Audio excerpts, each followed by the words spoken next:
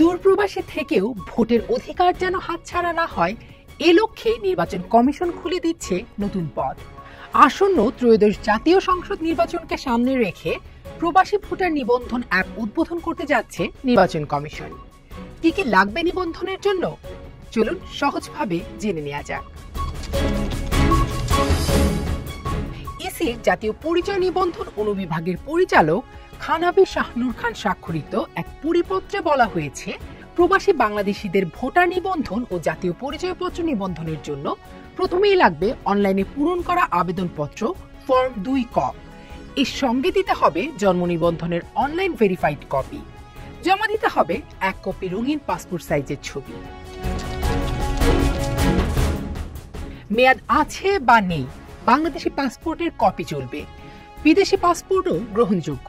আর যাদের পাসপোর্ট নেই তারা সংশ্লিষ্ট দেশের বসবাসকারী 3 জন বাংলাদেশির এনআইডি-ধারীর স্বাক্ষরিত নাগরিকত্ব প্রত্যয়নপত্র জমা দিতে পারবেন। আরও প্রয়োজন আবেদনকারীর পিতামাতার এনআইডির কপি, জন্ম নিবন্ধন সনদ, মৃত হলে মৃত্যু সনদ, পাসপোর্টের কপি, ওয়ারিশ সনদ বা বাংলাদেশি বাসিন্দা মর্মে নাগরিক সনদের কপিও দিতে হতে পারে। এছাড়া প্রয়োজনে শিক্ষা সনদ, বিশেষ এলাকার তথ্য ফর্ম, নিকাহনামা, স্বামী স্ত্রীর এনআইডি, নাগরিকত্ব সনদ, ইউটিলিটি বিল বা হোল্ডিং ট্যাক্সের রসিদের কপি প্রয়োজন হতে পারে। পরিপত্রে আরও বলা হয়েছে, নির্ধারিত অ্যাপয়েন্টমেন্টের তারিখে নিজেকে সশরীরে উপস্থিত হতে হবে মিশন অফিসে।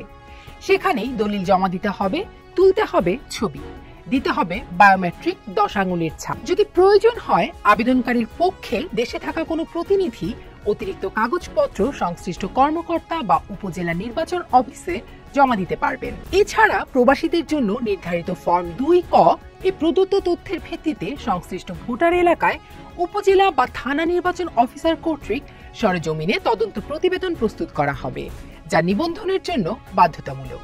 প্রবাসী থাকা বাংলাদেশিদের জন্য ভোটের দরজা আরো সহজ, আরো কাছে। প্রয়োজন শুধু সঠিক তথ্য আর কিছু প্রয়োজনীয় দলিল।